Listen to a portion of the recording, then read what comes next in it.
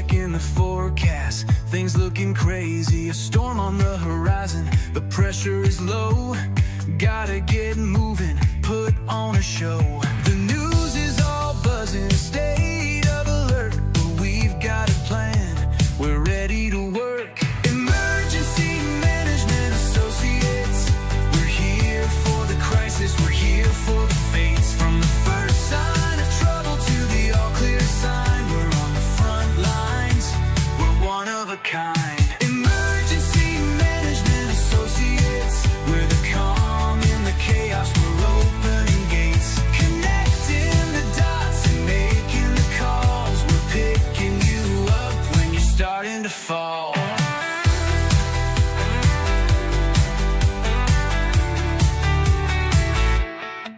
See a little fire or a rising flood, we're a well-oiled machine, we're running in the mud. From the city hall meetings to the rescue teams, turning worst case scenarios into hopeful dreams. We're training the people, stocking the gear, we're the team you can count on when trouble is near. Emergency Management Associates, we're here for the crisis, we're here for the fates. From the first sign of trouble to the all clear sign, we're on the front lines, we're one of a kind. Emergency Management Associates, we're the calm in the chaos, we're opening gates, connecting the dots and making the calls. We're picking you up when you're starting to fall.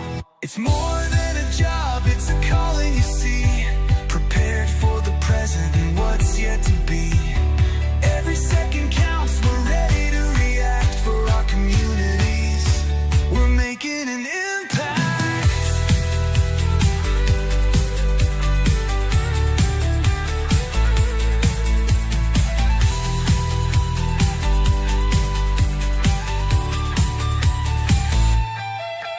Emergency Management Associates, we're here for the crisis, we're here for the fates. From the first sign of trouble to the all clear sign, we're on the front lines, we're one of a kind.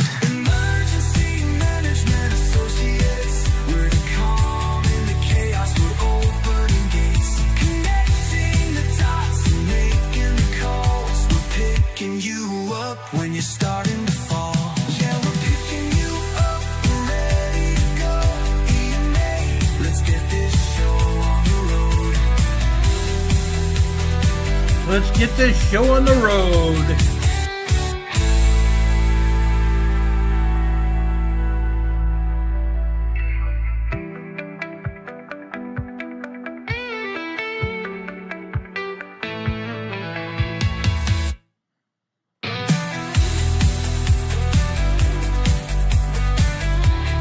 Yeah, buddy, let's get this show on the road, guys.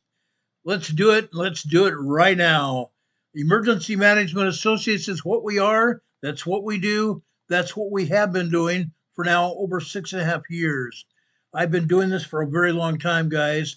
We're coming to you from the Area Command, 392 miles west of Kitty Hawk Beach, North Carolina. Let me get rid of this air. I don't need this right now. Guys, I'm a former police officer. I taught emergency preparedness. I was a weapons instructor, and that's why occasionally I have to use this oxygen. But I don't have to use it right now. But we're here for you guys all day long, all night long, every day, 72 hours, 24 hours, 24/7, everything. We're here all the time for all of you. How about that? Okay. Now, Renee Steffi is one of our meteorologists, weather watchers here on our channel, along with Hurricane Heather, and Heather's here as well. They've been giving us information about what's going on around us. Okay. Right now, Renee Steffi also put up several things that we're going to discuss immediately because I want you to have this information, whether you're watching here or listening to this on your device. There has been a thunderstorm warning issued for Raleigh, North Carolina, which is just north and east of here. Okay, we are 392 miles west of Kitty Hawk Beach, North Carolina. So Raleigh is about an hour and 20 minutes northeast of us. Raleigh, North Carolina, there has been a severe thunderstorm warning issued. Okay, that is meaning 60-mile-per-hour winds and up to a quarter size hail. That's mean hail. That's a mean storm. We're going to talk more about these storms in just a few minutes, but I want to give you that information. A thunderstorm warning issued today. Okay, Tucson, Arizona. Okay, Tucson, Arizona. For Penal, Arizona, 60-mile-per-hour wind gusts, a quarter size hail. Let me talk about that for a few minutes, okay? Let's go over to Arizona Family Talk TV station in Phoenix. This is their information right here from them. Jamie Soretta, we first alerted you to these storms days ago to help you and your family stay safe. We are tracking the storms this afternoon. First Alert meteorologist Pete Mangione is in the storm commander. Gina Maravilla is watching the wet roads. But first, let's check in with First Alert meteorologist April Warnke with a look at the rainy day today. Yeah, not just rain, but storms. A lot of people heading outside or even hearing from inside the storms moving across the valley right now. We had hail here at our station just a couple of minutes ago. It was about pea-sized hail, but with some of these other storms, we have had ping pong ball-sized hail. We have had golf ball-sized hail as well. So here's a look at your radar at this hour, and what we're seeing are these storms that have been developing. They've been pretty strong, developing over valley, a lot of cloud to ground lightning, some very heavy rain, and again some hail, and they have been moving to the northeast pretty slowly to at about 10 miles per hour. One of the reasons that we're seeing a lot of rain with these cells that are pushing through. So here's what we've got right now. We've got a lot of lightning with this cell popping up right now, right over the Ahwatukee, South Chandler area. That's new. That's the next area here getting hit with these storms. What we've been watching the last couple of minutes is the heaviest rain has been right here. I'm in the South Phoenix Lavine area. I took the lightning off just so you can get a better view of where that heaviest rainfall is, and it's right there over the I-10. This stretching up the I-17 to the Deer Valley area where it picks up again. And then I want to zoom in here and just show you when we see these areas of red and even a little bit of purple in there, it's heavy rain, and sometimes that indicates some hail. Again, we've had reports over the last couple of hours of this large hail, large by valley standards for sure. It's one of the criteria for severe weather that we look at. So here's a closer look again at the radar where it's raining the heaviest. As this pushes north, it's going to be right along the I-17. I'm glad we've got Gina here to show us these roadways because they are a mess right now. Taking north of the valley, and again, this is where all this is headed. In fact, we've had so much rain the last couple of hours. We have 3 flash flood warnings to tell you about. One of these just came in. This was the first to be issued. This is the entire West Valley, and this goes until 1:30 today. Again, the difference between a watch, which we are also under, means flooding is possible, and a warning is that a warning means flooding is imminent or happening. We have 1 to 2 inches of rain has fallen in this part of town. Now we've got another flash flood warning that's been issued until 2:30. This is going to include Cave Creek, Carefree, Paradise Valley, Scottsdale, North Phoenix. Again, that's till 2:30. Now this one just issued moments ago goes until 3 o'clock, and this is going to be for the Fountain Hills and Rio Verde area. Let me talk about the forecast for the rest of today. The ingredients are there for severe weather. This slight risk category means that we have the potential today for things like large hail, heavy rain, and strong damaging winds. Talk about a drop in temperatures, 82 degrees right now. Winds out of the northeast at 22 miles per hour. I don't think we're making it out of the 80s today with scattered thunderstorms possible throughout the afternoon hours. Take a look at the hail that fell in the valley here near our station just a couple of hours ago. This was smaller compared to some that we saw across the rest of the valley. This is in central Phoenix. And you can see the hail coming down in the parking lot and some heavy.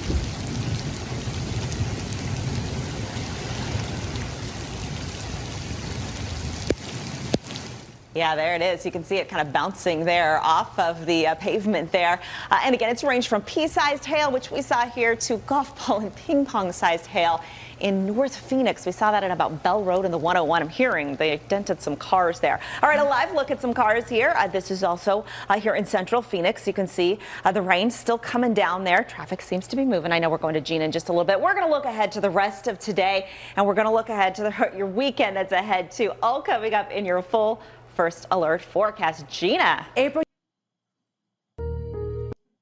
Okay, just hold on a second. I'm going to fix this for you. This is a crazy advertisement. We can't put it on the air for you. I'm sorry.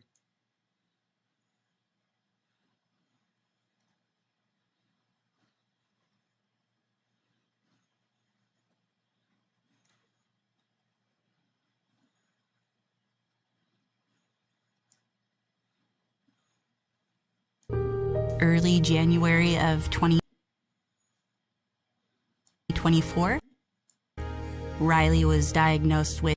Yeah, Scott, at the top of the show, you mentioned someone sent you a photo.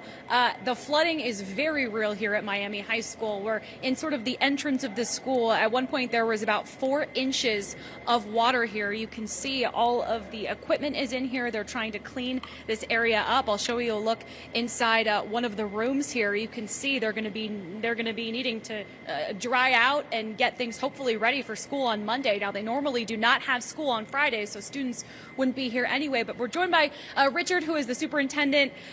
How are you doing this morning? You know what? I'm doing well, and I'm hopeful that we can come back to school on Monday. So right now, I know that there's a lot of work happening and there's a lot of hands on deck, but I'm hopeful that we can be back on Monday. We're here just like in this area. We can see the dirty floors. We can see, obviously, the crews working. Kind of tell me about the extent of the flooding here at the school. Well, yesterday we had a lot of students helping us like squeegee the water out of here, but there's mud everywhere.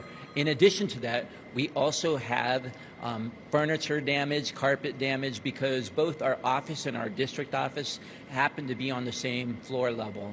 And so we got the damage, and we're trying to get all the mud out. I'm not sure you know this or not, but there's a creek bed that is just east of here, and that creek bed happened to be dammed up. And so the water got clogged and it pushed it over the berm and into like our campus. And so we were underwater for a good amount of time yesterday, for a couple of hours. Yeah. What was that like for you? Where were you when this happened?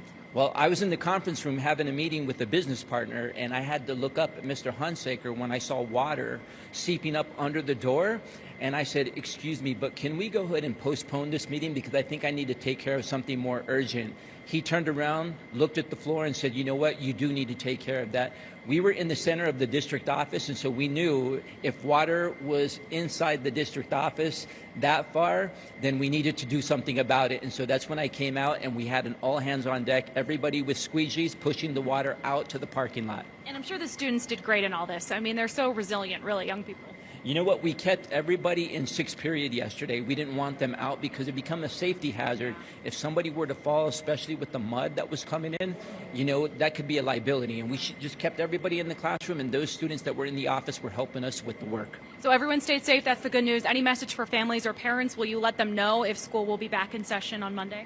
We will let them know, and we let them know in live time that we were like on hold and we weren't like changing classes, so that way they weren't like concerned, but we let them know that we had all kids safe and secure and that we would be releasing students at regular time, 3:20. Okay, great. Awesome. Thank you so much. We certainly appreciate it. Good luck with the cleanup. So again, if you have a kid, or if you know someone that goes to the high school here, they're going to let folks know if they'll be back in school on Monday. Just one of the areas with some cleanup to do. It started raining again, so certainly more rain on the way, and we'll keep track of that for you in the first alert forecast. Send it back to you guys. Okay, raining in Arizona. It's raining over to the west there in Eastern California, mainly in the Imperial Valley of California. And also, guys, guess what? Nevada as well. This is monsoonal moisture coming from Mexico. This happens this time every year from about the end of July right up until September, October every year. This is probably going to end very soon, probably within the next week or so. Then we'll see some drying out there in Arizona. But right now, that monsoonal moisture is coming out of Mexico and down in the Gulf of California and pushing north, even over into western Texas. All that monsoonal moisture is moving north. This is creating thunderstorms, a lot of rain and flash flooding, lots of rain.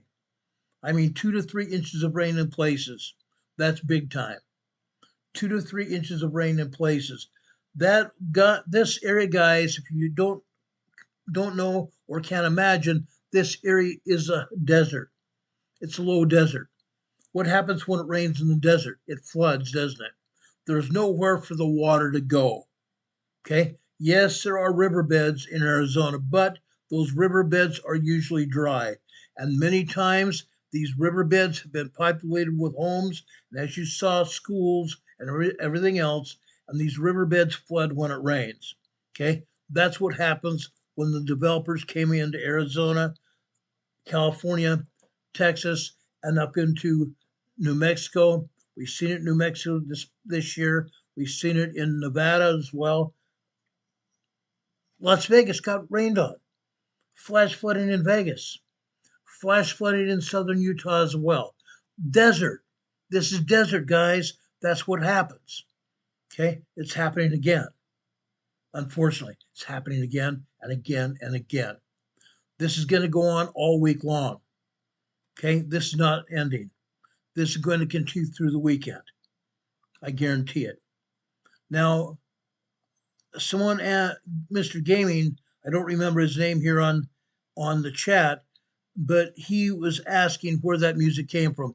We got it AI. Okay? It's completely copyright free. We got it from AI, and we're putting it up here on our channel. As we go through the months and years going on, we will probably put new music up, but right now this is our newest music. We just got it about 2 days ago. Okay, so that's where that is going. Okay, next I want to talk about earthquakes. Big deal, huge deal. Over in the Cascadia subduction zone region. The Cascadia subduction zone region, guess what happened? Can you guess what happened earlier today? Does anybody really know what happened earlier today? What happened?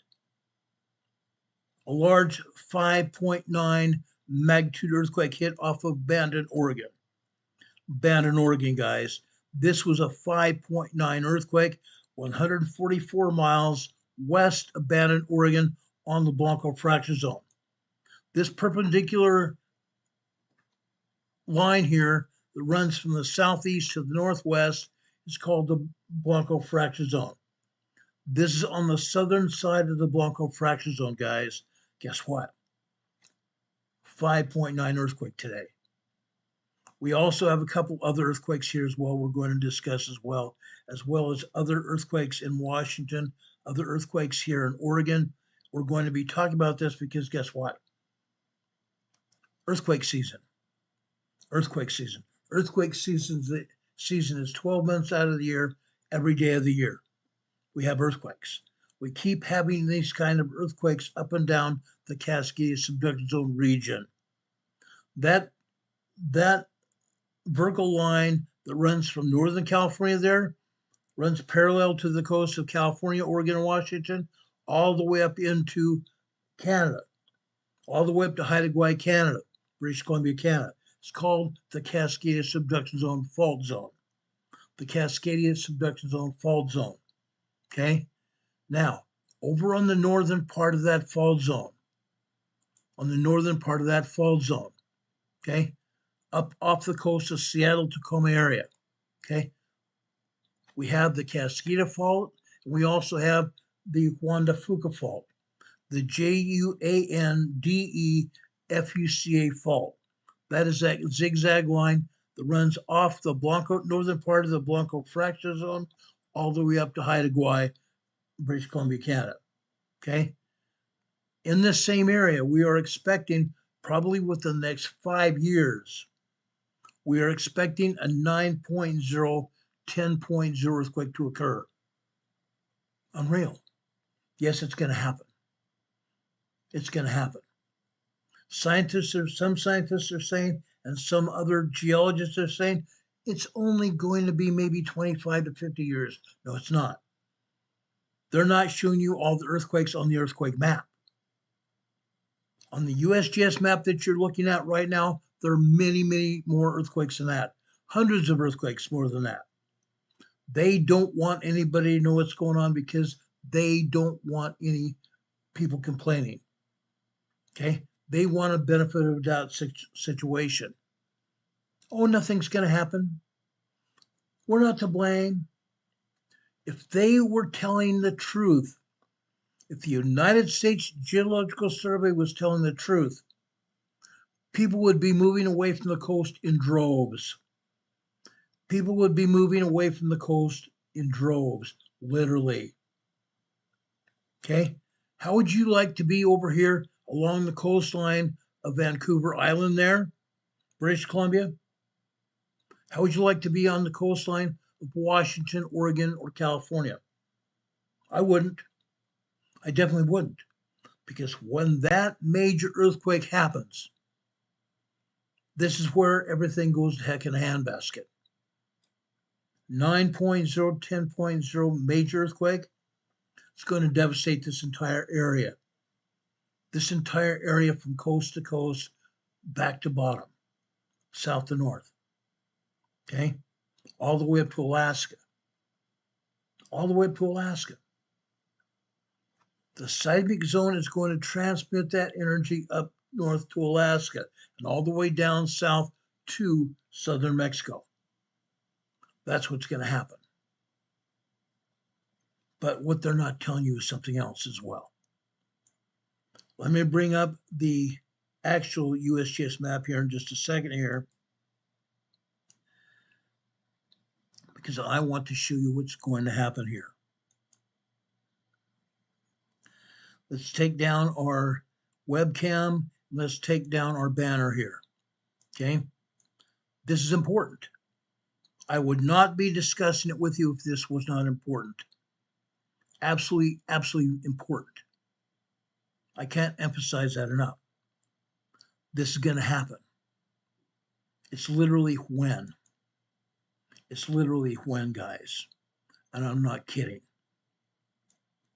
I don't kid about things like this. Okay? Now, give me just a second here. Okay, right now we're seeing the western side of the Pacific Ocean, what we call the Pacific Basin. Okay? We're seeing the western side of the Ring of Fire. Okay? Over here at the Kamchatka Peninsula, just over a month ago, we saw an 8.8, 9.4 earthquake. We've talked about it before. Today, we've had another large earthquake here. This was a 5.1 large earthquake off the southeast coast of Kamchatka Peninsula, Russia. This was another 10-kilometer deep, 6.2 mile deep earthquake. You can see there are other earthquakes as well. This was a large earthquake. This is a 4.8 moderate earthquake. This is a 4.8 moderate earthquake. This earthquake is a 4.7. This is 26 kilometers deep. 26 miles deep, I'm sorry. This is a 4.6 moderate earthquake here, right next to the coastline here of Kamchatka Peninsula, Kamchatsky, Russia. We have another large 5.1 earthquake.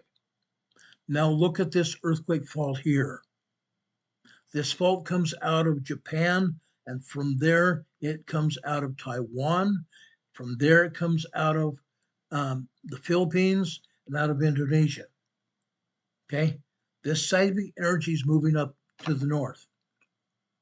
Okay, not to mention that 8.8, 9.4 earthquake here, just over a month ago, that was a full plate rupture. Where are you seeing these earthquakes here on this plate, this earthquake fault? This is the Pacific plate here. On the left or western side of this plate is what they call the obtuse plate. The obtuse plate, okay? When that 8.8, 9.4 earthquake hit, it was a complete rupture.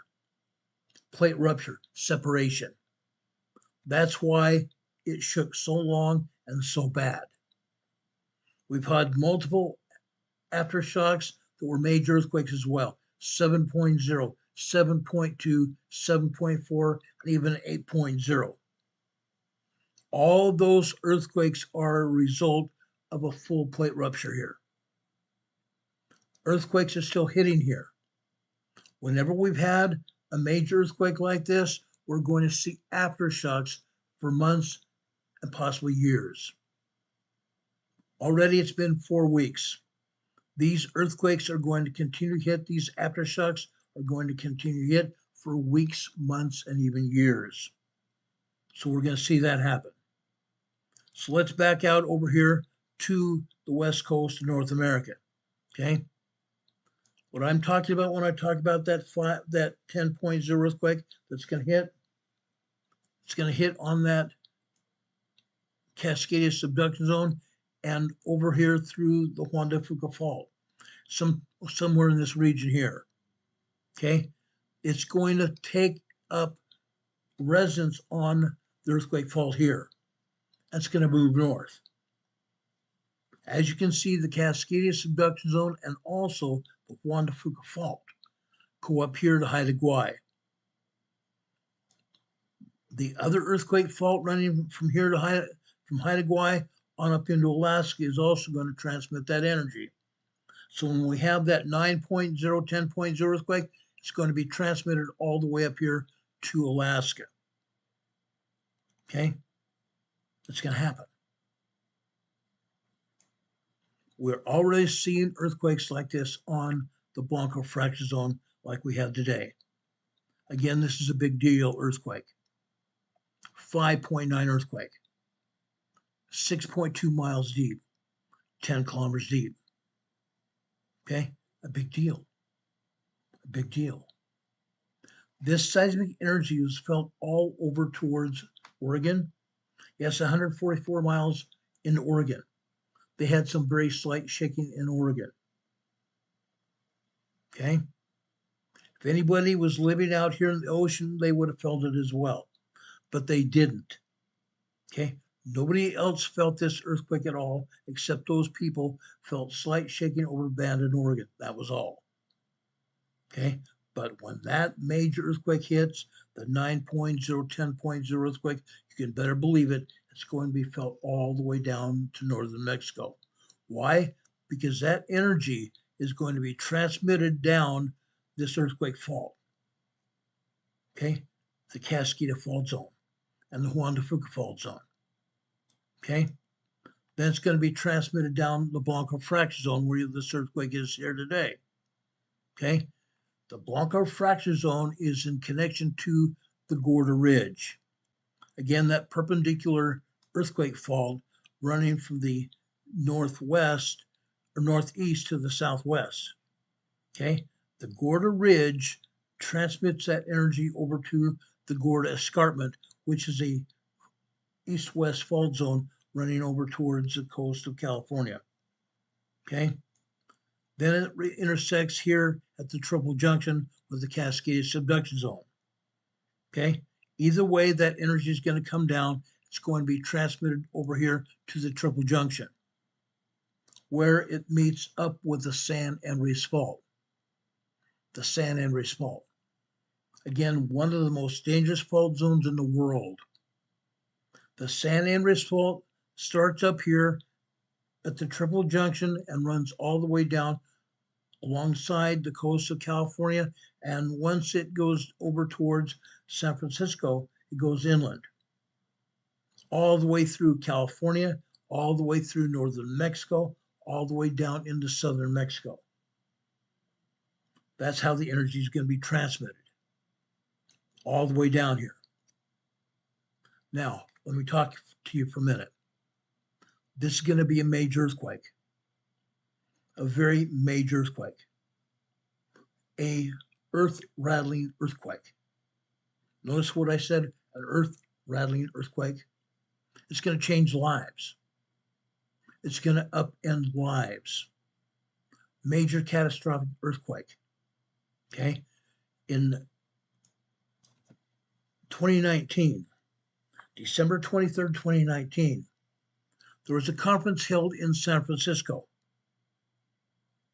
There had been a conference held here in San Francisco.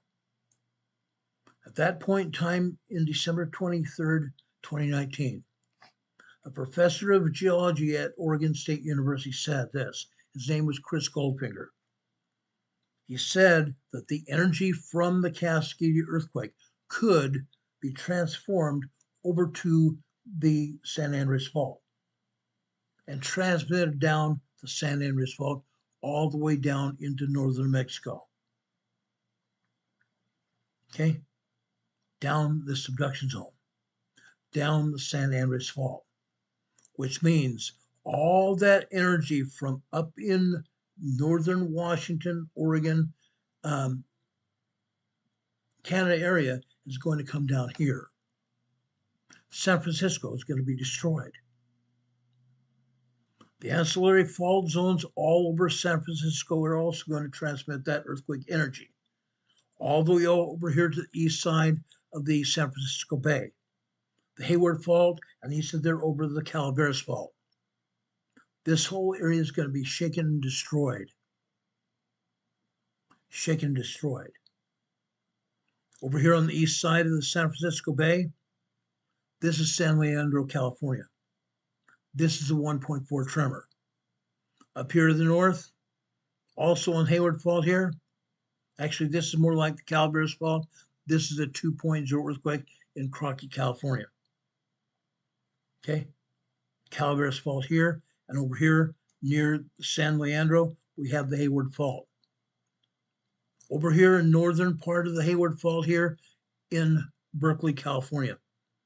Earlier this week, we had a 4.3 earthquake here. It was felt all over the place. Over 30,000 people felt this earthquake, a 4.3 earthquake. Okay, knocked things off shelves, knocked paintings and plaques off of walls. Moderate earthquake. USGS wants to call a 4.0, 4.9 a light earthquake. Light earthquake doesn't knock things off the walls. Small 3.0, 3.9 is a small quake. If they wanted to call a small quake light, they could have. But instead, they want to deceive everybody saying that, oh, 4.0, 4.9 is a light earthquake. It's not. 4.0, 4.9 can cause moderate damage. Moderate damage. And that's what happened over here in Berkeley, California earlier this week. We still have earthquakes rattling in this area that USGS isn't even talking about. They're not going to either because they don't want people even agitated at all. They don't want people to know what's actually going on. I do. I do. That's why we're here on the air talking about it. Heidi Petrick is here in the chat saying she has a lot to do. She's going to be listening and working in the background. God bless you all. God bless you, Heidi. Thank you for being here. We appreciate it. My buddy and pal, Trish Killian, and her husband are here. Trish, thank you for being here. We appreciate all of you being here today. Jamie Wilkins here. Thank you for being here, Jamie. God bless you. Let's continue this. Okay, we talked about the San Andreas Fault. It's going to transmit that 9.0, 10.0 energy all the way down here into California, past the Monterey Bay area, where today we have an earthquake over here to the south. This is Chular, California, 1.4 tremor. All the way down here, going along the San Andreas Fault, this is the Pinnacles. The Pinnacles here is an oil and gas producing area. They have pumps and jacks here. They also have the San Andreas Fault again. This is where we have a 1.7 tremor here. For the south, San Bernardino, California, just north of Parkfield. Parkfield is earthquake capital of the world. Earthquake capital of the world, Parkfield, California. Okay? We have more earthquakes at Parkfield every year than we have anywhere else in the world. Just north of there, over here in San Bernardino, also a big deal. 1.41 tremor. Okay? Now, this energy is not transmitted anywhere here today, yet there are earthquakes that they're not talking about. They're not even talking about all the earthquakes here in Los Angeles or even San Diego County. But heaven's sakes, there are earthquakes here. The San Andreas Fault comes down here in Southern California, goes east of Los Angeles over here. Okay? They're hardly showing any earthquakes here at all. This earthquake here near Colton, California, this is just west of the San Andreas Fault. This is a 1.4 tremor. They're still not showing any other earthquakes on the San Andreas here, but there are. I promise you there are a lot of earthquakes here. USGS doesn't want to show them. But the San Andreas Fault is going to transmit that energy from the Pacific Northwest, where it happens. They're going to transmit this energy all the way down through California, all the way down into northern Mexico. It's going to happen. It's going to happen. I want to get everybody prepared for what's going to happen. That's why we're here. That's the job of Emergency Management Associates, to tell you what is presently going on and what's going to happen. Okay? That's enough about the San Andreas Fault and the earthquakes there. Again, earlier today, over here on the Blanco fracture zone here, this is a 5.9, 6.0 earthquake. Okay? It happened. It happened. 2:45 a.m. this morning. 2:45 a.m. this morning. Okay? Big deal. It's in the Cascadia subduction zone region. This earthquake is in the Cascadia subduction zone region. This is just a heads up. This earthquake is a heads up. Okay? When we take down the USGS map, I want to show you some other information here. Okay? Now, that's a big deal in and of itself. Okay? Let me show you what that looked like on the side graph, or what we call the helioplot in this case. This helioplot originated in Corvallis, Oregon. So you can see what happened. This was a 5.9, 6.0 earthquake over there on the Blanco fracture zone. That's what it looked like in Oregon. Let me show you another one here. Okay? This is what it looked like over here in Missouri, central United States. 5.9 earthquake was recorded over here in Missouri. A big deal. It wasn't felt over here in Missouri. It was recorded by Seismic equipment in Missouri. Cathedral Cave, Missouri. Cathedral Cave, Missouri. Okay? It rocked, it rolled. It rocked and rolled. Now let me give you some more information here. Over here in Alaska, southeast Alaska, there's a huge storm going on. A huge storm going on. It's going to happen. It's going to be here for several days here. Let's talk about it. Let's make sure everybody realizes what's going on here. Okay? Let's talk about this. I want to make sure everybody is aware of it. Okay? Hurricane force wind. Hurricane force wind here. Okay? This is the Alaska hurricane, basically. The Alaska hurricane. Gale force winds. The National Weather Service issued a special marine advisory, a warning, earlier today.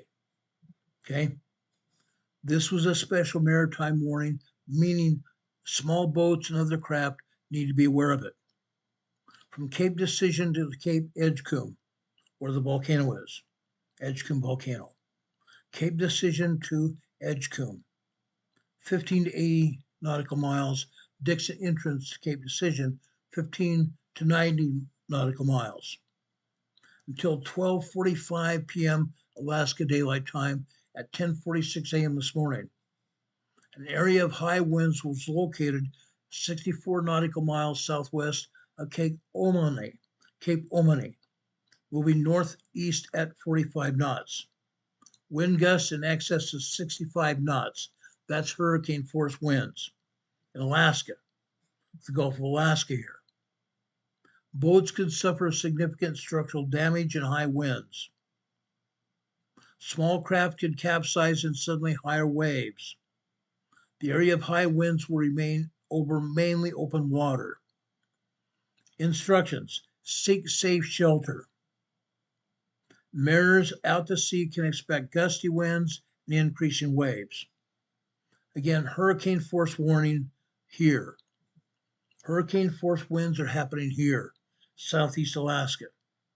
Again, this was issued at 9:19 a.m. this morning, Alaska Daylight Time.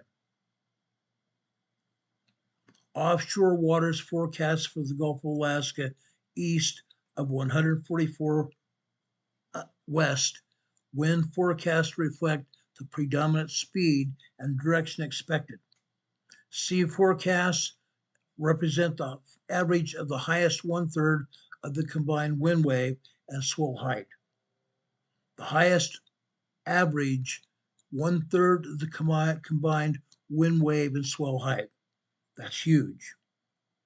Southeast winds from 35 knots becoming 45 knots east of longitude 136 west, 5 south. Wind gusts of 90 knots per hour in the morning, this morning. Seas 25 feet high. 25 feet wind waves, guys. Rain heavy at times.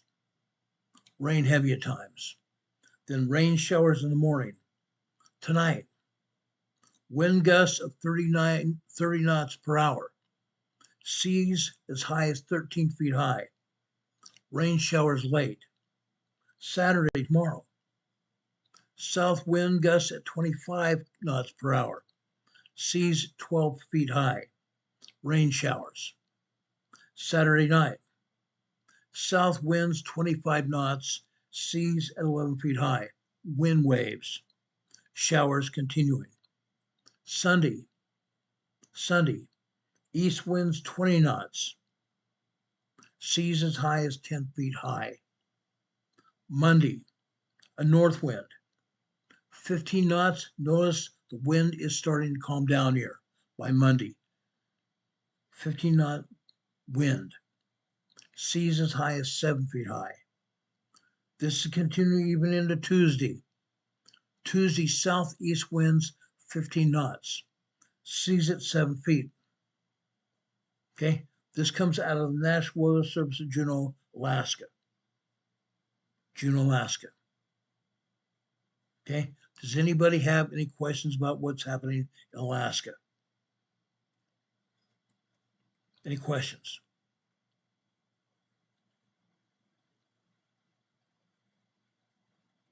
Rob52 is here in our chat. Rob is a dear friend of mine over in Arizona.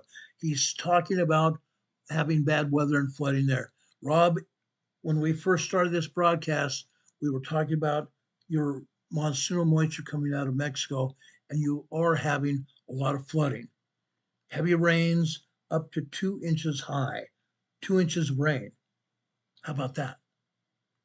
2 inches of rain. They've actually said you can get up to 5 inches of rain there in Arizona. Between Tucson to Phoenix, Arizona, even upwards of 5 inches of rain. That's going to cause heavy flooding out there in the desert, as we talked about a few minutes ago. It's going to be a bad day. It's going to be a bad day. Now let's go over to the East Coast. Okay? I've got a lot of information here. Please stay tuned with us here. Okay? This again is a big deal. A big, big deal. Today is Emergency Preparedness Friday. Please stay with us here. Okay? I just brought up a video I have from the weather forecasters from Fox Weather. Again, this is important. Okay? I wouldn't be sure if it wasn't. Let's watch this video. In this hour, as we've been promising all morning, Fox Weather Hurricane Specialist Brian Norcross. 94L, as we continue to watch, it looks as if by satellite, that persistent convection, that's been continuing this morning, wondering if there is any sort of organization that you've been seeing. Really not, and it's because of the mountains there. It's still very close to the very tall mountains in the Dominican Republic and Haiti and even in Cuba as well, so that's disrupting its effort to get a circulation going, but it is a robust disturbance.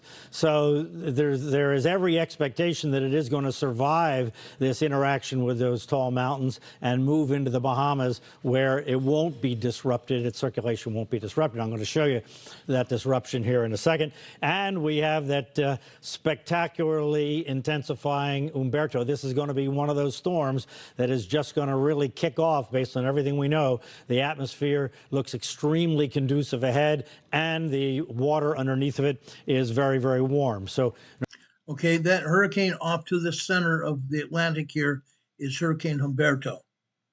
That's what we're talking about.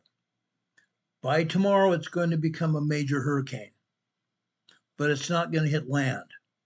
The outer bands of the hurricane might reach over to the East Coast, but right now, the Hurricane Humberto is not expected to hit the East Coast at all. no reason to think that that's not going to blow up and be a very strong storm. Category 4 could push into strong Category 4 territory even. But then we have the uncertainties here, and one of them involves Humberto, and the question is, how fast does it move up here? A little bit of difference and a little bit of change in what part of the cone it goes in is going to affect what is likely to be Imelda over here. As these two storms, if they come too close, then one is going to affect the other. And if this one gets to be a super strong storm, it's going to have more oomph than Imelda, because that's not expected to get super strong, although it is forecast by most computer forecasts to turn into a hurricane. All right, so I want to jump all the way ahead to Monday, and this is actually midday-ish on Monday, because here are the factors that we're going to be looking at. First of all, we have high pressure out of, we'll go kind of right to left here. High pressure out of the Atlantic driving like this. So that's what's driving the hurricane to the north. But exactly how strong is that high? So how far west is it going to push it before it goes around? The exact orientation there is obviously not knowable, and so that's one of the uncertainties. Now, if you look at where we have the hurricane, it's forecast to be a Category 4 on Monday. You notice that the model, this is the European model, has it a little bit farther south. A little bit slower or faster makes a lot of difference here. So the European, because it's a little slower, keeps the distance between these two storms a little farther apart, and so the influence is less. This is going to be a knife's edge kind of thing, I think, when we get to the first part of next week. Then there's where the model has the, it would be Imelda, it would be probably Hurricane Imelda by Monday, or at least near Hurricane Imelda approaching the southeast coast. Then we have this little low up in here, which is trying to scoop Imelda inland. So it's trying to do that, but it's weakening. And then we have a strong high pressure system to the north. So what's going to happen here? If the hurricane gets up here and starts exerting force like this, that could actually make Imelda make a loop, maybe go on out to sea, follow Humberto out to sea, and maybe stall in some kind of loop. So in any case, it looks like that this may slow down in this area. Exactly what happens when it slows down, whether it loops and comes back here, whether it just slows down and then proceeds there, because this actually does control in the end, that's all possibilities at this point. So we have confidence until about Monday when it's in this area. Also, how fast does it move? Maybe it's down here a little more on Monday, which affects, again, the distance between these two. So we have pretty much confidence that it's going to move north through the weekend, and then we get into the first part of next week when our confidence just goes down significantly, because we have this interaction issue between all three of these systems, and which one is going to dominate the steering is not clear at this point. All right, let's look at Humberto real quickly, and there you see what Stephen and Marissa were talking about. Looks like a strengthening hurricane as it is. 90 miles an hour right now is the estimate. Pressure going down. All indications are this is going to get big and strong, especially around Bermuda. So as it makes the turn up here, and what we get up here are the upper level winds, and that has the effect of expanding the storm. As the storms move to the north, they expand, and those upper level winds encourage.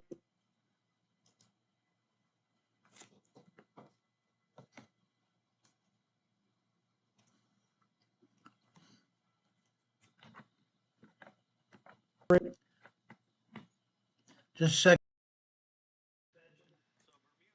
Is not the same as we just had with Gabrielle. This is everybody in Bermuda stay on the watch for what's happening with this. Okay, here's our invest, and here's what Stephen was talking about. We have thunderstorms here, thunderstorms up in here. So lots of thunderstorms with this, and we can see that the envelope is actually growing with this system. So this is a robust disturbance, no question about it. Hurricane Center estimating 30-mile-an-hour winds, and they have a 90% chance of this is going to develop into a tropical depression or tropical storm Imelda. When we look at the close-up here and look at the analysis, look at the flow coming in here, and then you see it kind of, it's thinner in here. That's because there are big mountains right there blocking it. And you see how it kind of kinks up here, kind of funny? That's because the flow over Hispaniola is not like it is over the ocean.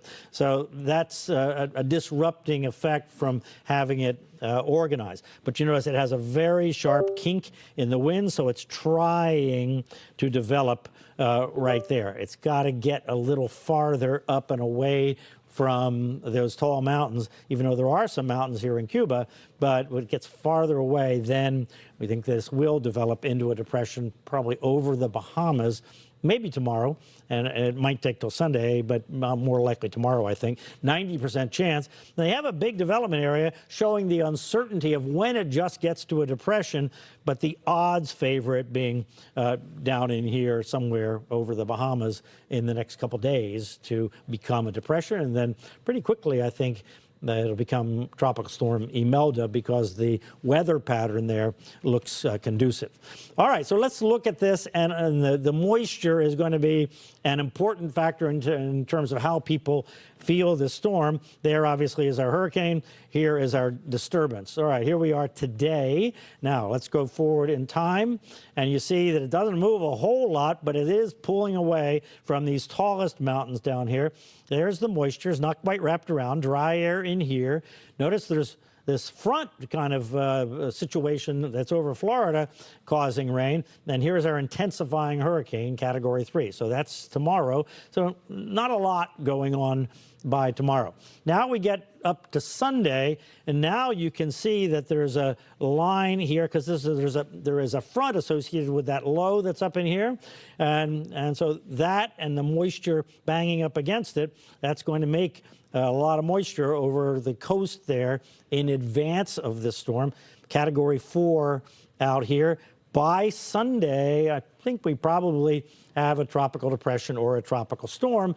Could affect the northwestern Bahamas as a tropical storm. No indication. I know everybody in northwestern Bahamas is very, very conscious of Hurricane Dorian. Obviously, there's no indication that this is a Dorian situation to be developing tropical storm and eventually a hurricane. How about the southeast coast? It could be disruptive in the Miami, Fort Lauderdale, Palm Beach metropolitan area, depending on exactly where it is and how strong it gets. So Sunday would be the day that it might not be at all nice there, squally, gusty weather. No threat of a direct hurricane hit or something like that, though. Okay, now moving north, Monday, here was the day I talked about before. So where is the hurricane? And how far north is this? So the hurricane is going to have a flow like this and want to hold this back. So that's the question. How much effect do those two? If the hurricane's a little bit over here, it can just be that much difference to change completely what happens with the disturbance. All right, then we get to Tuesday, and here you see on Tuesday, they're reasonably close, but a number of the models hold it back here on Tuesday. A number of the models, you can see that the European has the hurricane here. Some of the models have it more here, closer, and then that's when we get this possibility of some kind of a twist or a pull out to sea, or this is where we have this fork in the road Monday into Tuesday. But I want you to notice the moisture here, unfortunately, over the mountains. So we're having a flow, tropical moisture coming in, hitting the mountains. So all up and down the Appalachians there, across the Carolinas, some potential for significant rain. And I know you folks have a lot of experience with significant rain in the mountains and just in the hills, just above the Piedmont. So everybody just be aware this is a possibility for the first of next week. So here's our tropical threat graphic. I want you to notice where the high possibility of having the storm track. This is nothing about the intensity. This is just about the where it'll go. So high confidence that the hurricane is going there somewhere, but if it goes there, that's a big difference than if it goes there in terms of how it affects the potential Imelda.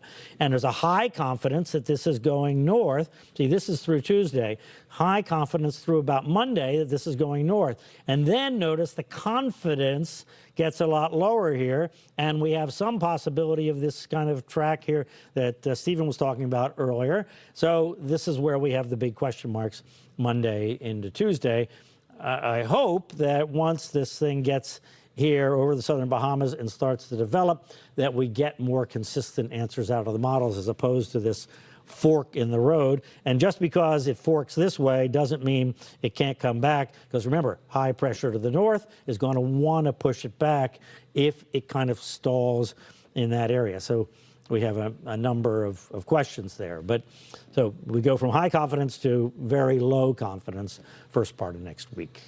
Stephen Rizzo? Yeah, and Brian, is it fair to say that yesterday as we were watching, it seemed more clear that maybe we would be dealing with a landfalling storm? And I don't want to just get caught up in landfall, because as you had shown, the atmospheric moisture getting pulled into the mountains is going to be significant. But is it safe to say that this morning, given the runs that we've seen over the past 24 hours, a little less confidence that maybe we could have a landfall? Well, the models have gone back and forth between making the landfall more likely, and then yesterday afternoon they made the turn more likely, but kept the landfall possibility. Yeah. And now it's kind of gone back to, I don't know, I think there's a little higher odds now of some kind of version of landfall, but including going up to the coast and sitting there while it has these conflicting forces on it, and then making some kind of a loop and making landfall somewhere else, or just brushing the coast and going out to sea. So a lot of possibilities presented in there, but those odds go back and forth, because it really is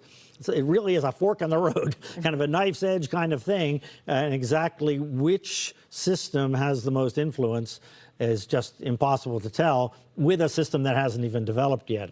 Especially, we always say, if the system is disorganized or just developing or slow moving or involved with mountains, then the forecasts are subject to high errors and are likely to change. So we have all those things, right? Checks every box at this point.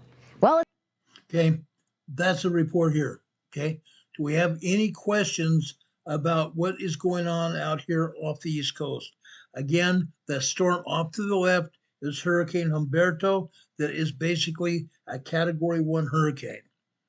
They say it's going to spin up to a Category 4 hurricane off the coast out here in the Atlantic. Basically, Hurricane Humberto will have no effect on what's happening here on the East Coast. However, something else you need to know. This storm down here to the southwest of that, southwestern to the east coast of Florida over here in Georgia, south of North Carolina. What's going on with that? Right now, this is just a tropical depression.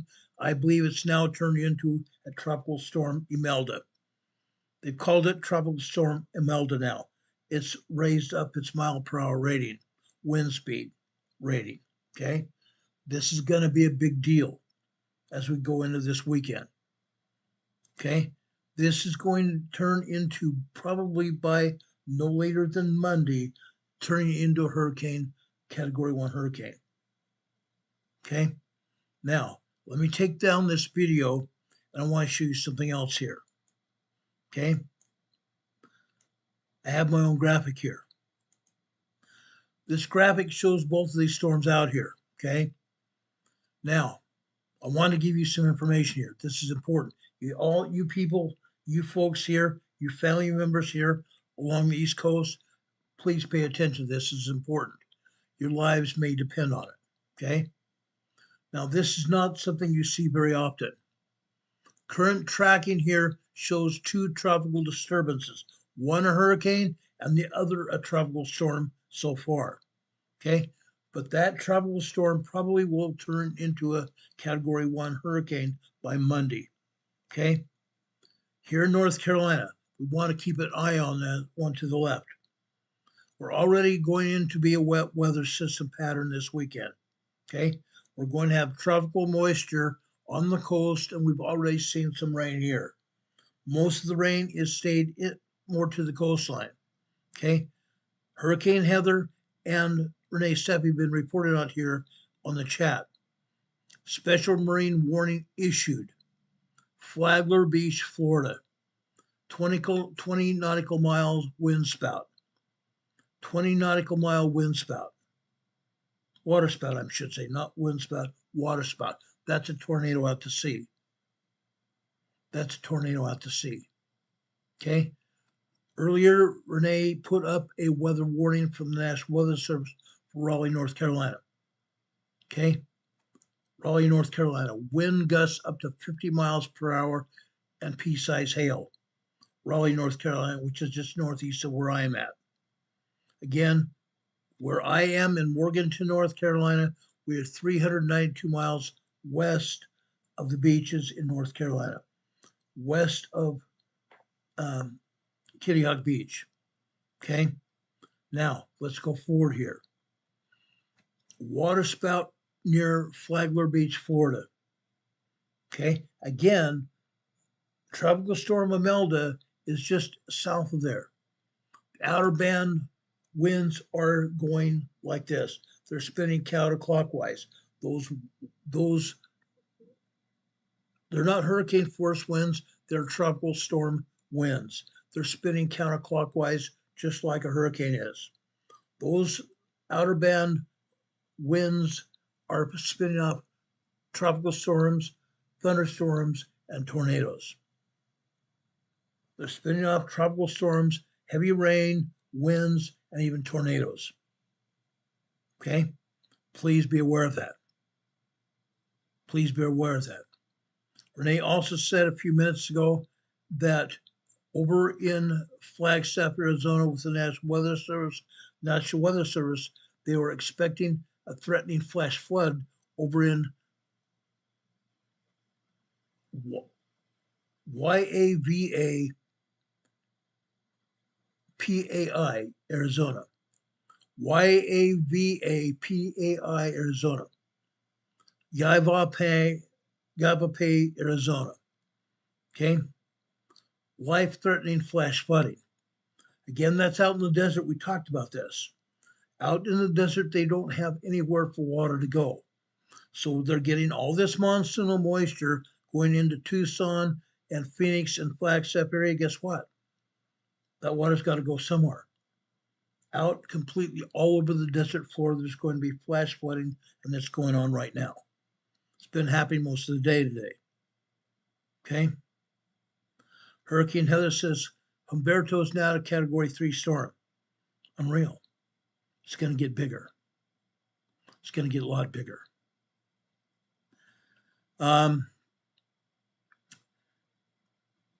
We talked about what's happening over in southeastern Alaska, over near Juneau. High wind weather warning issued today. Admiralty Island is seeing 70-mile-per-hour wind gusts. Admiralty Island in southeast Alaska is seeing 70-mile-per-hour wind gusts. Incredible. Incredible. It's a hurricane up in Alaska, basically. Hurricane Alaska. I'm asking everybody, wherever you are in this world, you're going to see storms. You're going to see a lot of storms. Okay, we talked about some of them yesterday. They're going to continue. They're going to continue. We have a hurricane off of southwestern Mexico, but it's way out to sea now. Hurricane Nardo, way out to sea. Not expected to be doing anything. We just saw a cyclone, a tropical cyclone, which is over in Southeast Asia right now. It went through Luzon, Philippines, to the north of the Philippines, went through there, went through Taiwan, and now it has hit China. There's another storm just south there right now that's hitting China now. It's going to continue. Really bad rain and wind. Really bad rain and wind down there. These are going to continue, guys. That's this time of year. That's just this time of year. I want to make sure everybody's aware of what's happening. Renee Steffi's also said the Weather Service has issued a severe weather warning, high wind warning. Juneau, Alaska for Petersburg, Borough, Western Kupreanof, and Kulu Island, City and Borough of Wrangell, Alaska, high wind warning. 70-mile-per-hour winds, guys. 70-mile-per-hour winds. That's a hurricane in southeastern Alaska. That's how bad it is. That's how bad it is. But here on the East Coast, we're going to see a wet weather weekend, all weekend long, because of that low pressure that's off the coast that's bringing in that moisture to Florida. And Florida's seeing a water spout off the coast of Florida today. That weather's still going to be moving north. Georgia, South and North Carolina. There's a high pressure system out over the Atlantic Ocean that's going to continue to drive this tropical moisture from Hurricane Humberto and Tropical Storm Imelda. It's going to continue driving that moisture inland. If this tropical system tracks close enough to us earlier next week, you can send even more rain our way. We don't know the exact track of it as Fox News reported it. It's hard to track right now. The European models have it coming close. The U.S. models have it, say, further out to sea. They don't know. The bottom line is this. Wet weather is likely this weekend, the entire weekend. Tropical storm systems are sending more rain towards the Carolinas early next week. But again, it's still early to know exactly how it's going to happen. I'm giving you the heads up. I want to talk about preparedness. You need to have a plan in place in case a flood threat develops, as they're seeing already over in Arizona. When two storms are playing tag over off the East Coast. They're playing tag off the East Coast. This causes what they call a Fujiwara effect, where one storm can definitely affect the other. Fujiwara effect, you're going to hear more about that in the coming days. Okay? Again, this is known as a Fujiwara effect. Typically, one storm becomes stronger than the other and the one falls apart. Again, we're going to need more time to see what happens. Last night, the county where I live, Burke County, emergency managers here issued a heavy rain advisory.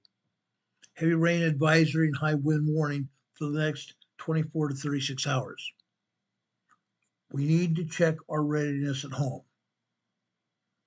You and I need to check our readiness at home, not just for earthquakes, but for all kinds of emergencies and other issues. We can have a disaster happen right in front of us, and we won't know it until it happens. But what I'm trying to do is get this information out for you. That's what we're doing. Trying to put this information in front of you. I believe everybody has a right to know about this. That's why we're here. Now, if I didn't care, I wouldn't even worry about it. I would not even come on the air. But I believe everybody has the right to know what's going on. That's why we're here. I'm not going to stop. I'm not going to stop. I want to talk about emergency preparedness right now. This is Preparedness Friday. Fridays are Emergency Preparedness Fridays on Emergency Management Associates. I want to talk about a preparedness kit, whether it be an earthquake kit, whether it be a flood kit, whether it be a tropical storm hurricane kit. You need to have an emergency kit available. Okay? Earthquakes are terrifying. Tropical storms or hurricanes can be terrifying. Emergencies of any kind can be terrifying if you don't know what you're going to do. If you're not prepared for a big one to hit, having an earthquake kit full of emergency supplies is the best way. it's the best way to get started. So let's talk about emergency kits here. According to the recent study from the U.S. Geological Survey, nearly half of Americans live in earthquake-prone areas. On the other side, on the East Coast, we not just worry about earthquakes, we worry about tropical storms and hurricanes this time of year. As such, everyone should be reasonably prepared for any kind of emergency. We've not just seen hurricanes, we've not just seen earthquakes.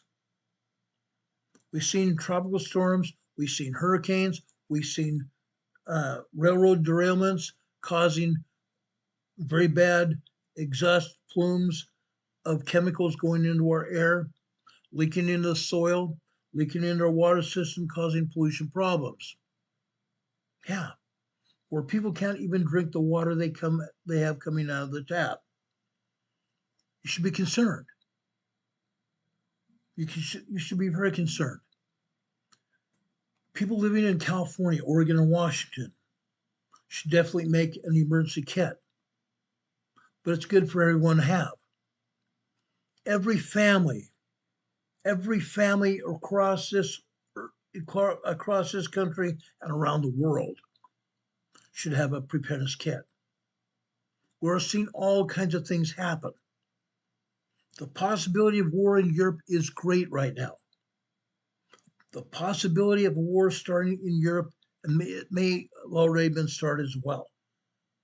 What's happened in Europe during the past few days? Russia had an overfly of Poland. Poland said any more Russian planes over Poland, they're going to shoot them down. That was enough for Russia to stay out. Russia's also had overflights over Germany now, and Germany doesn't like that either. So Germany said, if you don't stay out, we're going to shoot you down. That's war. That's called war. What are you going to do when that happens? What are you going to do when that happens? Are you prepared for your family and everyone in your neighborhood to stay safe? Why not? Why not? Everyone needs to have an emergency kit ready. It wouldn't hurt for everyone in our country and our world to have one. After all, the kinds of supplies that you're going to need after an emergency happens are essentially the same as those that you need for hurricanes or any other kind of emergency. Okay? Or natural disaster or man-made disaster. Okay? Here are the essential things that you're going to need. For those people that are new to our channel, please take notes. I've talked about this many times in the past. If you go back through our channel over the past several years, you're going to see emergency preparedness in the title of our programs. That would be a good signal that you need to see that program. That's why I've archived them here on YouTube. So you can go back through our archive and see those programs. Today, we're going to talk about essential items you need to have in your preparedness kit. First one, water. You can't go more than 3 days without water. Water is very important. In my house, we have at least 4 months worth of water available to us right now. This is obviously one of the most important things you need in your kit.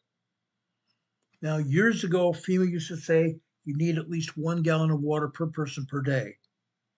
I've upped that. Why? Because you need water for washing your bodies, your face, your hands. You need water to flush toilets. You need water for cooking. You need water for drinking. So my advice to everyone, you need to have at least 1 gallon, 4 liters of water per person per day, but let's up it to times 3. You need to have at least 3 gallons of water. That's over 12 liters of water per day per person. Okay? You need to have that water for at least 3 weeks, if not 4 months, 6 months, or a year. Yes, you can store water in containers of 1 gallon to 3 gallon to 5 gallon containers, or even 50 gallon water containers. They're available. They are available. But you need to store some water. You need to do it immediately. Immediately. Again, drinking water, water to cook with, water to wash with, and also water to flush toilets, sanitation. There are also some things you need to know about proper water storage. Make sure you change it. Make sure you change it. That's recycle. Recycle it. Okay? If you store it in something that will hold up, it won't break in an earthquake. Plastic bottles work pretty good, but you need to get 5-gallon or large plastic jugs or 55-gallon drums to store water with. Make sure you have a way to purify this water. Keep it ready for use at any time. We have many ways to do this. Okay? You can put 1 teaspoon of bleach per gallon of water. 1 teaspoon of unscented bleach, regular bleach. 1 teaspoon of bleach per gallon, maybe once a week. That will keep your water purified. Now, if you do that, okay, when you first open it, open your water and that bleach is in your water, let it sit there for a while. That way you're not going to get a puff of chlorine every time you open a batch of water. Let it sit there open for a while. Okay? Then you can boil it, you can drink it, you can do almost anything with it. Okay? My wife and I, when we buy gallon jugs of water to cook with or for our pets, when we empty the bottle, we take and put fresh tap water in it. Fresh tap water to water our gardens, water our, not just our plants, but also to wash with and also to flush toilets, sanitation. We don't drink that tap water at all, ever. Not ever. Save your water for flushing toilets, washing, and such like that. Okay? If you buy water, that's probably the best thing you can do. Or you also sanitize your water. Okay? There are ways you can go and purify your water with purification methods. Via osmosis, for example, reverse osmosis. People have reverse osmosis kits in their homes. It's not that bad of an expense, but you can do that. But if you do at least 1 teaspoon of bleach every week, that should be fine to keep your water purified. Okay? Make sure you have a way to purify your water to keep it ready for use at any time. Let's talk about food. Renee Steffi's also said the Weather Service issued another gale force warning for Anchorage, Alaska, for west of Barren Islands, including the Kamchatka Bay. Okay? Now, our mods here on this channel also put emergency information in the chat. Don Patoka says in home storage, large barrels, 5-gallon jugs, bladders, bottled tub water heater. Yes, your water heater has water in it. And you can use that to bathe with. You can use it to cook with. You can use it to drink with. But turn off the heat. Turn off the heat to your hot water heater. Okay? That way you can use it as a water storage. When you do that and want to use it as water storage, turn off the water coming into the water heater as well. Turn off the heat, turn off the flame, and turn off the water at the top of the water heater. That will prevent contaminated water from getting in your water supply. Okay?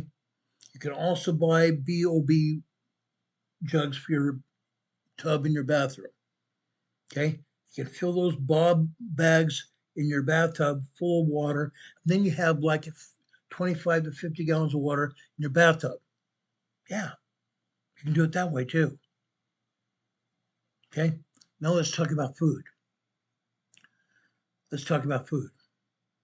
Stock up your cabinets with food. Stock up your pantries with food. Non-perishable canned foods. Non-perishable canned foods. Okay, you can also have freeze-dried foods. We have in this house 2 months worth of freeze-dried food. We have about 4 months worth of other food in our house. Okay? You need at least 72 hours of food available in your house for an emergency, i.e. a hurricane, okay, or an earthquake. You can also store prepared freeze-dried food, as I said, that's made available through a wide variety of companies. I've got 4 Patriots here for our family here. There are many other companies here. I was going to show you a 72-hour kit, but it's up against the wall away from my desk. I don't want to reach it right now. But guys, you can get freeze-dried food from almost anywhere, and Walmart also sells it in their stores. You can get it also through the internet, Preparedness.com. That's Emergency Essentials from Utah. For Our Patriots is also from Utah. Okay? This food is guaranteed for up to 25 years of shelf life. 25 years or longer. Now, I recommend you make sure you have this food. Make sure it's up to date. Make sure it's up to date. Okay? I don't want anybody to have any outdated food. When you have food on your shelves, check the dates. Check the date. Okay? Just because it says expired or the date has expired doesn't mean it's bad. Okay? Those dates on your product are best suited for best use. Best suited for best use. Doesn't mean the product is bad. It means it's best suited for best use. Now, that doesn't go for milk that you buy in the stores. Milk that you buy in the stores, make sure you use it before the end date. By the end date, it could go bad. We've seen that happen in our own house. But make sure you have your food on your shelves, non-perishable food, and use it. Use your perishable food. Canned food and other foods like that. Use it, but replace it every time you go to the store. If you use something, replace it the next time you go to the store. That way you put the new product on the back of the product that's already on your shelves, then you're going to be fine. Use the older food first and recycle it once you do it. Put new food behind the old food on the shelf. Okay? Keep it up to date. It's called food rotation. Make sure you rotate certain foods like food and medicine. Okay, rotate it. Replace those things with new items. You don't want to have expired medicine or expired food on your shelves. Okay? You don't want expired food to be all you have to live on for however long you may need it. Make sure when you buy food, you use it, put the new food in back of the old on the shelf. That way you always have good food on the shelf. Right? Additionally, keep in mind, any special dietary needs of anyone in your house or household need to make sure they have food as well. Okay? They may also be using the food in your preparedness kit. So be responsible. Make sure you have food in your preparedness kit that people with special dietary restrictions can have it. Okay? This includes pet food. If you have a pet. We just got through replenishing pet food in our house. Our dogs here, we have 2 small Chihuahuas, 11-pound, 12-pound Chihuahuas, and they have at least 4 months worth of food here as well, and water. They have treats here. They have their pet beds. They have their treats and also their toys here. We make sure they're occupied. We keep them happy. We play with them as well. The same thing goes for your children. Your children are people too. Make sure in your house, make sure you have a bed for everybody to sleep in. Make sure they have their toys. Make sure they have their food. Make sure they have their medicines. Okay? Make sure your pets have at least 3 weeks of food available. This can be easily done in advance. of any kind of emergency. Your pets are family members too. They deserve to be treated just as anyone else. And don't forget toys for them. Just as you have toys for your children and books and games, make sure your dogs and pets, whether they be a cat, a dog, a marmot, yes, marmot, okay, a prairie dog. I know people have prairie dogs, okay? Doesn't matter what kind of pet you have, make sure you have plenty of pet food and water for each of them. They're toys. They're toys. They're treats. Just like your kids, you need to keep them occupied during emergencies so they don't go crazy on you. You don't want a crazy kid on your hands. Okay? Kids are going to go crazy if you don't keep them occupied. The same thing goes with your pets. Have toys to keep them occupied. If you've trained dog, keep their training items also close by. Remember, dogs are like a lot of us and our children. They can be easily frightened by the tremendous amount of power displaced by a large hurricane or an earthquake or any kind of emergency. Make sure you can keep them occupied and know that they are loved. Just like everyone else, make sure everyone around you feels loved and cared for. Don't yell at them. Don't raise your voice. Treat them with love and kindness. If they need medical help, make sure they can get medical help. Make sure you and your family have plenty of supplies to not only treat your human family, but also your four-legged pets as well. Okay? Now, let's talk about something even more physical.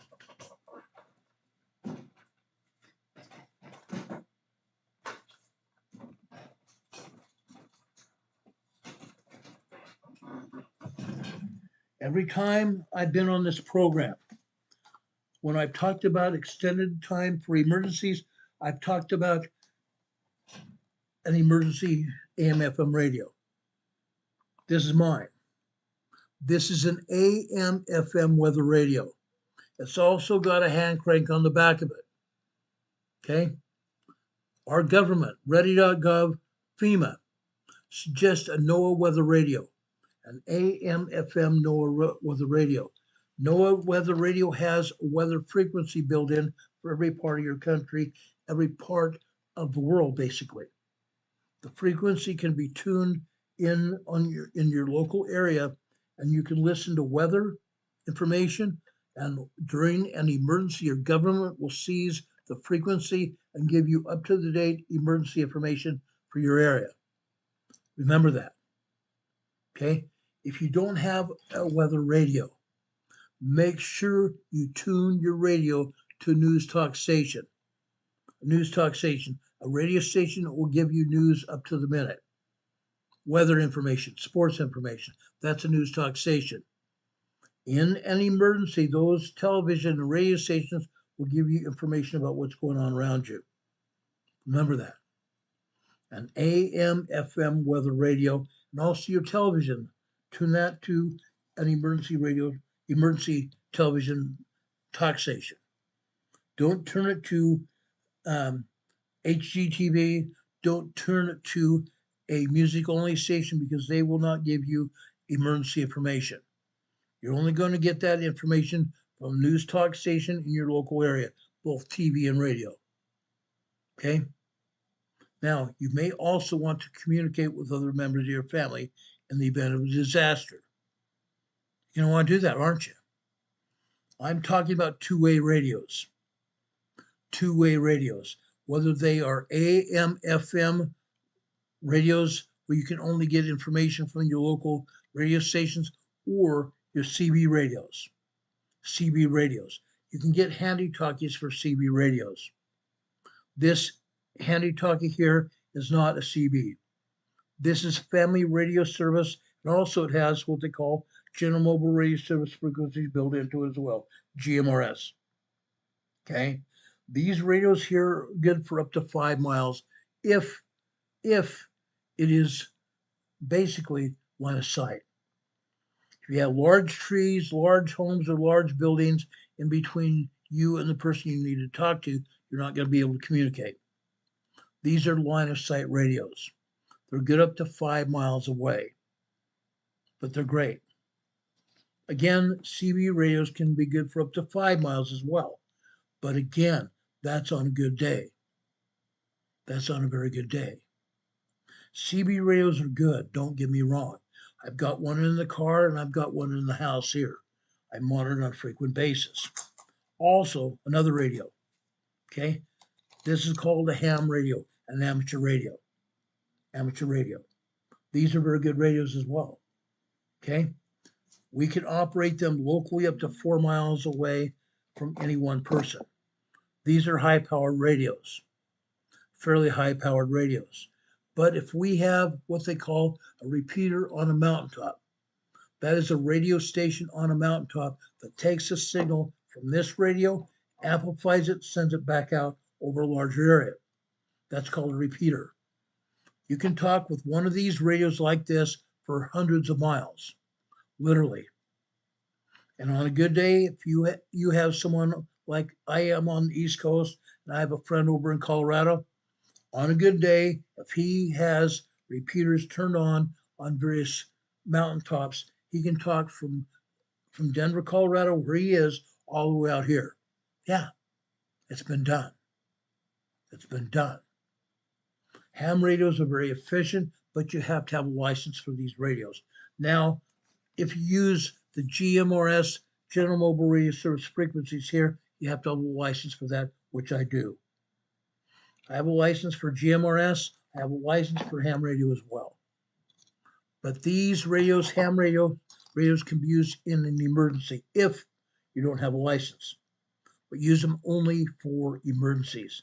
Because if you are using them for other things, you can get in a lot of trouble. You can be fined great deals of money. You can be fined a great lot of money, so don't use these indiscriminately, only for emergencies. Any questions about radio frequencies? Do we have any questions about handling radios or other emergencies on the radio here? Okay. You can pick up these two-way handy talkies for as little as $20 for 2 of them. The costs go up from there, from $20 to $50 for 2 of these radios. Okay. You may want to get more than that for members of your family, depending on how large your family your need is. Okay. Make sure you have those. Those are very important. Okay. Let's talk about first aid kits. I've got a first aid kit sitting in my office that I need to take downstairs. Okay. We have first aid kits that are basically EMT kits because I used to be an EMT police officer. My kits are emergency medical technician kits. Okay. In your first aid kit, you might want to think about medications such as Tylenol or Advil,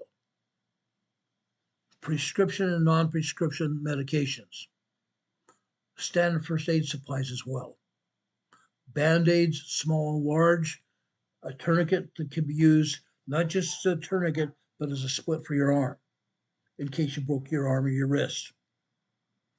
You might also consider different kinds of knives, different kinds of scissors, medical scissors, stethoscopes. If you don't see it already behind me over near the doorway here, we have a stethoscope on my office door. I also have a blood pressure cuff I use to check my blood pressure on a frequent basis. I don't have high blood pressure at all. But we have a blood pressure cuff that I've had since I was an EMT police officer. I have a stethoscope on the wall right here that we can use for almost any kind of emergency. That's why it's there. Okay, sharp buck knife. A sharp buck knife. I carry a buck knife on my person at all times, as well as another item to protect me and my family. Okay. Assortment of medical kit, or assortment of medical tools, different kinds of scissors, buck knife, gloves, dust masks, stethoscopes, blood pressure cuffs, different kinds of scissors to cut bandages and cloth. Remember that. Remember that. Laura Marie says, how about how about bear spray? That might be an idea. That might be an idea. Focus on those things that are going to be necessary in your area. Focus on those things that might be necessary in your area. Several days ago, there was a bear attack in Alaska. Yeah, in Alaska, near somebody's home. A lady was mauled. 2 other people a day later were also scared by a bear. The Forest Service there and the I forget what it's called in Alaska, but they have a special service that goes out and goes after wild animals to pose a problem for humans. Okay? You need to have something to protect yourself from animals. Okay? Think about that very seriously. Think about that. My buddy and pal here, our moderator here, Don Patoka, also says barter trade items. I don't smoke. Carol doesn't smoke. We don't drink. You might have to have some kind of wine or beer or even cigarettes to trade for something that you might need from somebody else. Think about that. Think about that. Ketchup, coffee, tea, salt, sugar, hard candy. What other thing other people don't have, you might get something from them that you need. Think about barter items. Something you can't live without.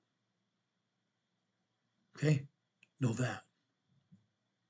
Renee Steffi just put up something I think is very important. I'm going to repeat this as well. Know the difference between a watch, whether it's for a thunderstorm, whether it's be for a tornado or other kind of emergency. Know the difference between watch and also warning. A watch is prior to a warning. Watch means you're watching for information that could pose a danger to you. Once a danger is sighted, for example, a tornado, then it becomes a tornado. If you're watching for a thunderstorm, it's a thunderstorm watch. If it turns into a thunderstorm warning, that means there's an active thunderstorm in your area and you need to take active information about it. You need to take action for it to protect you and your family. Excuse me. Renee, thank you for that. Deadly hazards also occur outside your home. Okay? Deadly things can occur outside your home. Okay? Even the tornado. Okay? When the tornado is spinning, the cone is spinning. The Weather Service usually issued a storm track, just like they issue a storm track for hurricanes. Okay? The center of the storm impacts can be felt far away from the center of the storm. Be aware of storm impacts. Be aware of storm impacts. Don also said this, and I think this is very important, and this was the next item on my program tonight to talk about. Money, cash. Okay? Someone told me the other day that they were worried that the government was going to cut off money supply, digital money supply, Bitcoin. Bitcoin. Yes, it could do that. They were wondering how they could survive without Bitcoin. Fancy that. Digital money. I don't have digital money. I don't have the money to spend for it. I'm not going to. But they were worried about their money supply from digital coin. If you're going to have the power cut, you're going to have to work off grid. You're not going to have access to money. You're not going to have access to credit cards. You're not going to have access to ATMs. What are you going to do? What are you going to do? You need to have cash, green cash. Yes, I've got some cash in my wallet on my person. We also have a stash of cash hidden here in our preparedness kit. Have cash. Don't have the cash above a $10 bill. Make sure all of your cash is less than a $10 bill. I used to say $20 bill. Now I'm saying $10 bill.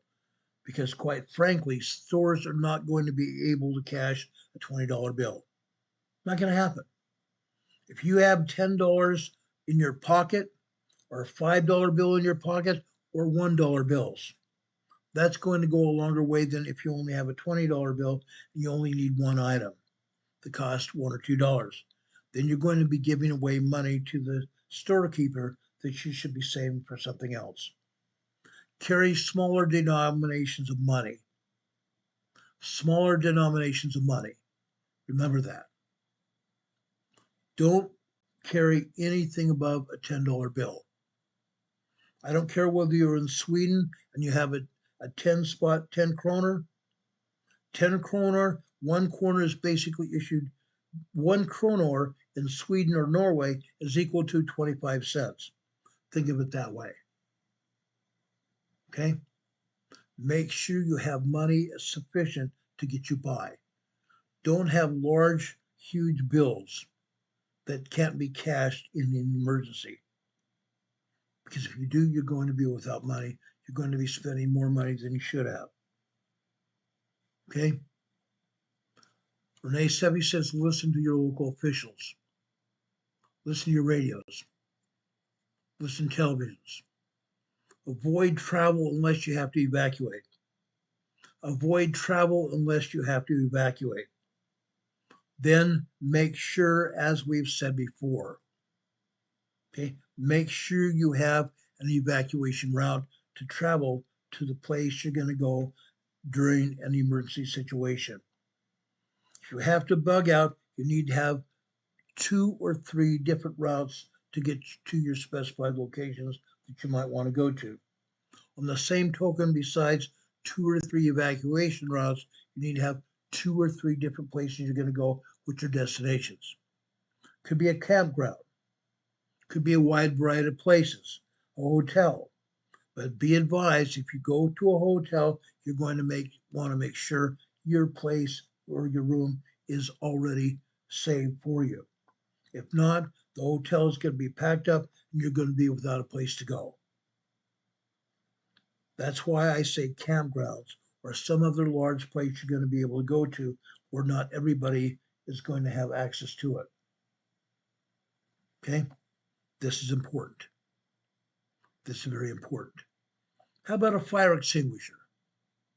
We have a fire extinguisher in our car. We have 2 fire extinguishers here in the house.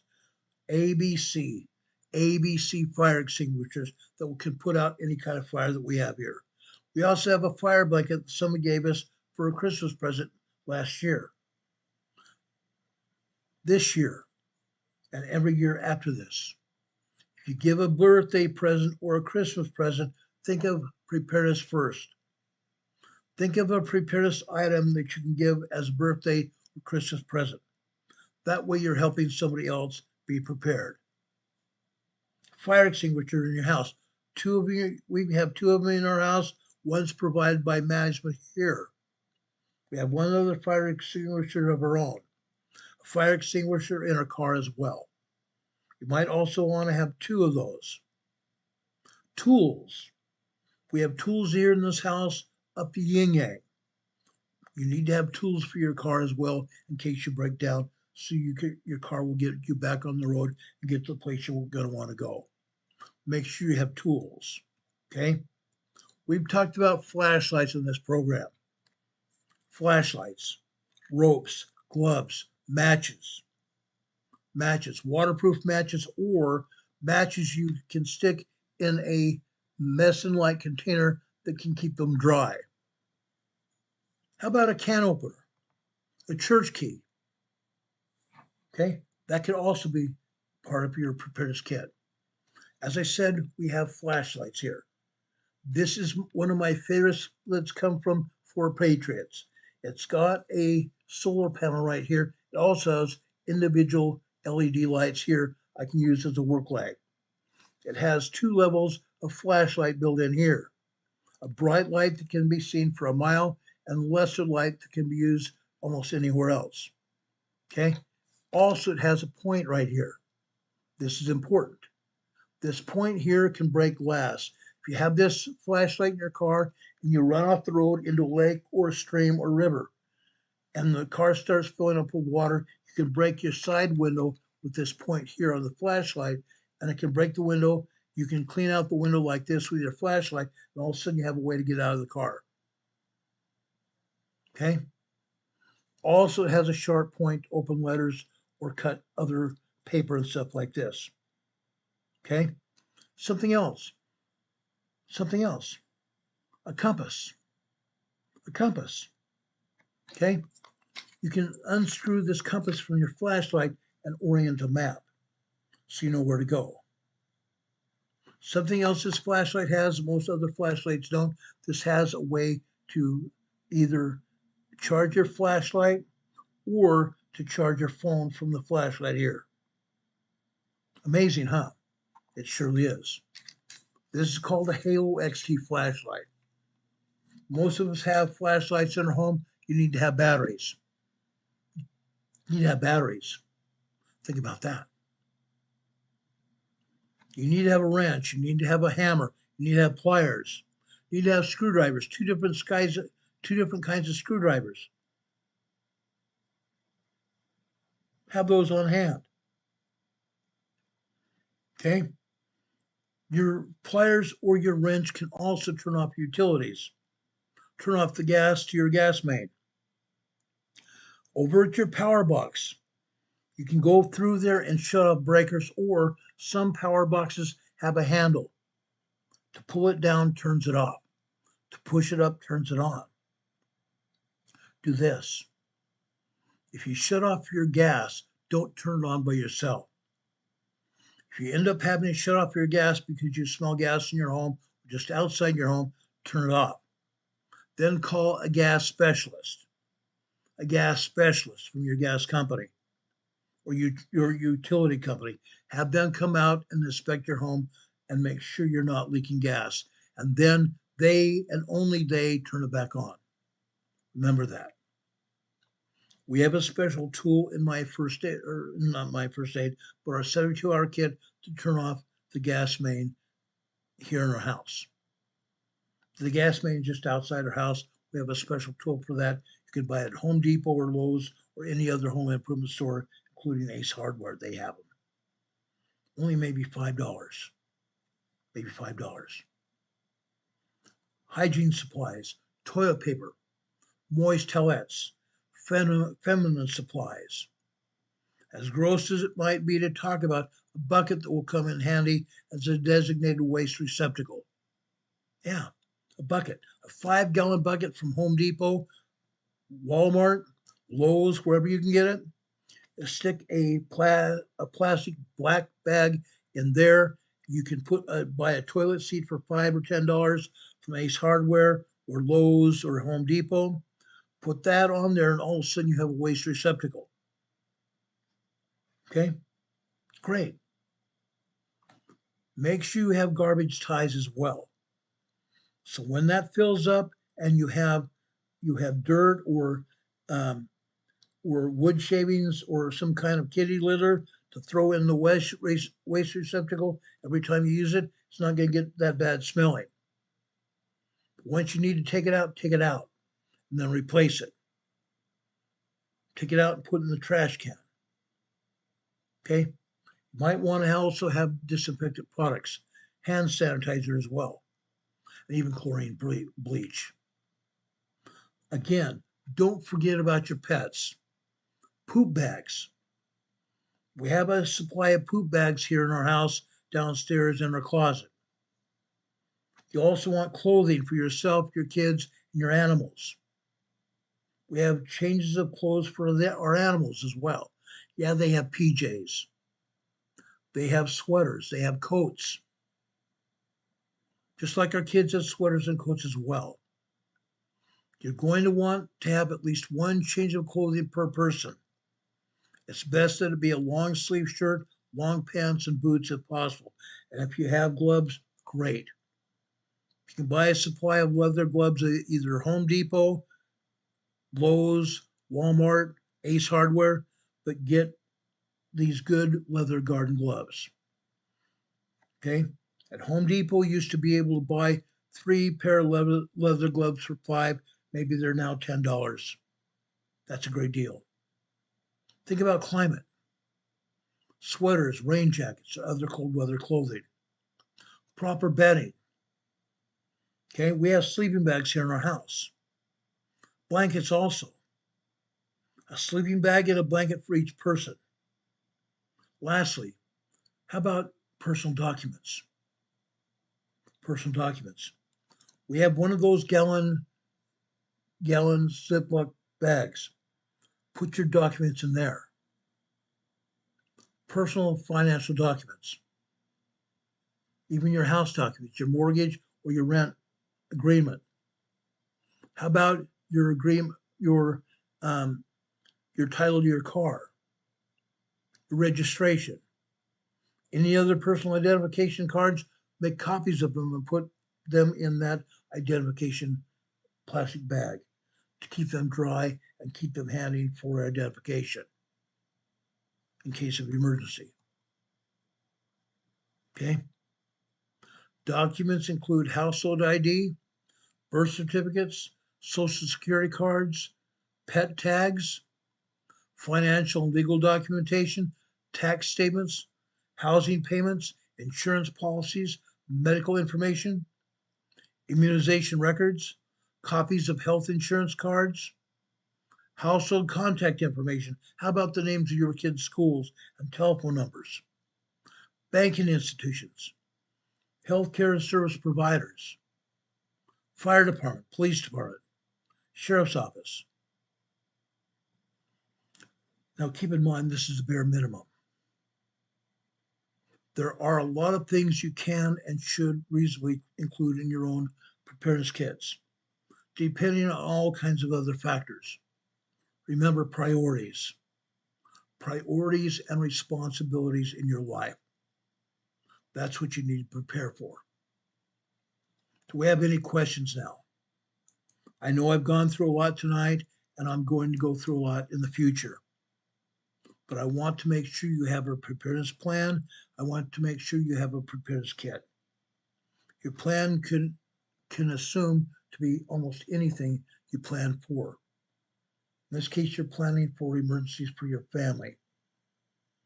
Write your emergency preparedness plan for that. It could be 5, it could be 10 pages.